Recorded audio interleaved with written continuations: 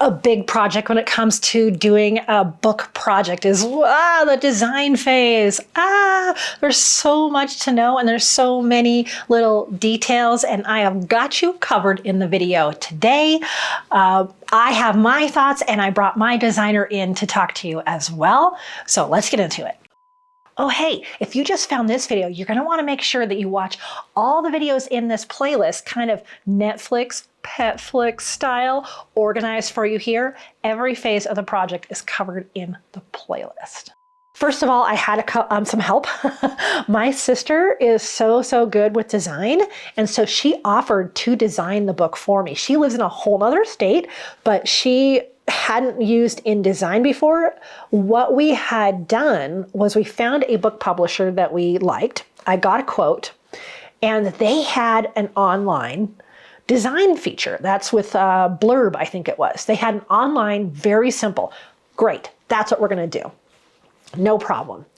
And then it got down to late summer and they doubled their prices because at that point, shipping had really gone up, paper prices had gone up. In the middle of 2022, just a lot of stuff happened in the publishing industry and just everywhere with shipping and product prices.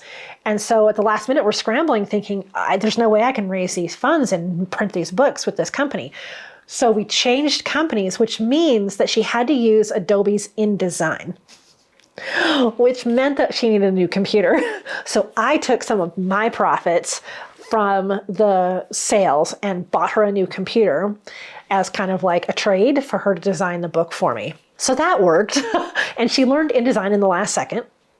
But part of the book project course is that she gives you a InDesign template, a very simple one, but we went to Adobe Marketplace and looked through all of their templates. So they're really inexpensive, like I wanna say $15 to $20 for a full InDesign template for anything. So we looked through all those and shared those over Google Doc and found one that we liked and started that as a starting place with InDesign. But again, I would not suggest learning InDesign in the middle of designing your book. But that's what we did. That's what we just needed to do. The other help that I had was at that point, I decided to hire an editor, a photo editor. And I'd been thinking about this for a really long time, and this was a perfect time to do it. So because we were having so many sessions all at once, I wanted to be able to cull all the images and send them off to an editor so that while they're editing, I can be off to the next session, and I can also just be doing my sales meetings and everything else. That helped my timeline so much. And they're called Simplify Your Studio. It's Ian down in Australia. I don't even remember how I found them. Oh, from a photographer here in Denver. So they were awesome. They were so great. I just would send all the pictures off and they would come back amazing. So I did invest in that. You don't have to do that. If you have someone helping with any of these steps, it makes a big difference, but it does cut into your profits quite a bit. Try to pad in an extra month. This is, we're on the design phase.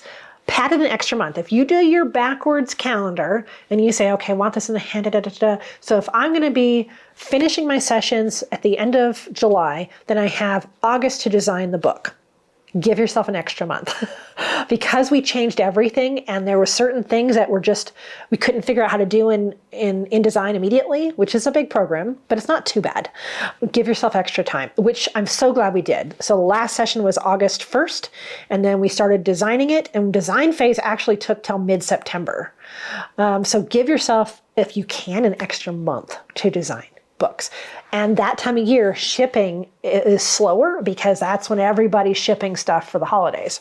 So consider that in your timeline. This year, we're going to design the pages as we go. So each dog has their 2-page spread. And if you say, okay, we have 3 or 4 different templates, and that's all we're going to do, say there's 40 dogs, so 10 of them will have this template, 10 of them will have this, that kind of thing. We're going to design the pages as we go. My sister has always already reached out to me the day registration opens, says, okay, let's get that Google folder going and share it with me and start populating that, because she wants to get the design process going immediately. Very good advice. Start designing your pages immediately. So there's that. Again, consider the title pages a little bit more, and I'll show you those in the book, but my book last year was different areas. So I had city parks and wild areas and urban areas. And each of those had a title page. So city parks was a 2-page spread. That's where that auxiliary, the extra pictures come in. So maybe I had a beautiful landscape with no dog in it for that title page. And so I could put that and then have the words. But also, I think my book needed more text overall. And I realized this later, where mine was a guide to Northern Colorado and it was really just pictures.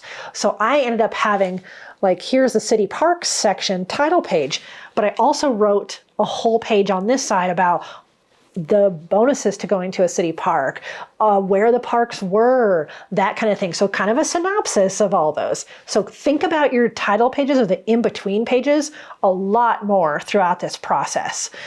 So I found that was something I was scrambling to write at the last minute. That same thing with like acknowledgements page, about me, about the project, about the rescue. You need to get them to write up something too.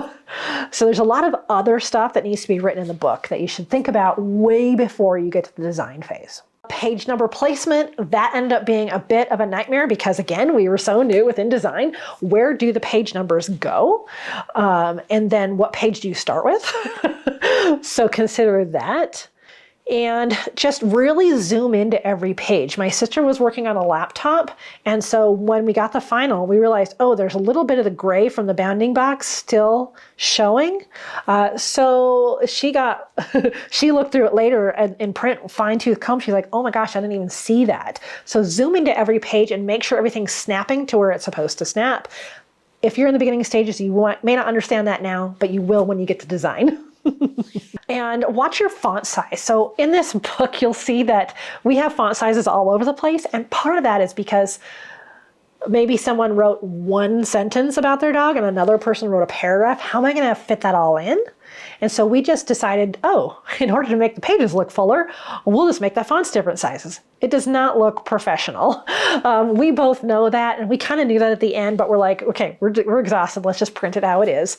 We decided we're going to make a uniform font size and then uniform everything else. So I have my little paw print part of my logo in a particular transparency, like say 25% transparency on every page, but some pages it's 70 and some pages it's 20.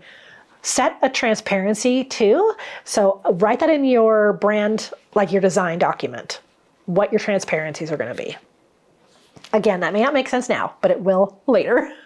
And then also make sure you have someone to proofread everything. Luckily, between my sister and I, we looked at everything. Really have somebody proofread it. Another reason to give yourself more time. After last year's book project, we did what we called, it's a little bit morbid, but we did what we called a postmortem, and we took some notes on what we thought worked and what didn't work.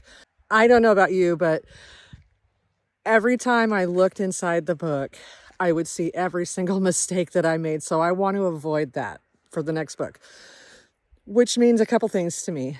We need a third party to do some proofreading. And I also would like a third set of eyes to check like the photo snaps that that I missed in the last book. It was kind of frantic on the last one because my computer died. I went from a PC to a Mac towards the end of the project, and that was a learning curve all in itself.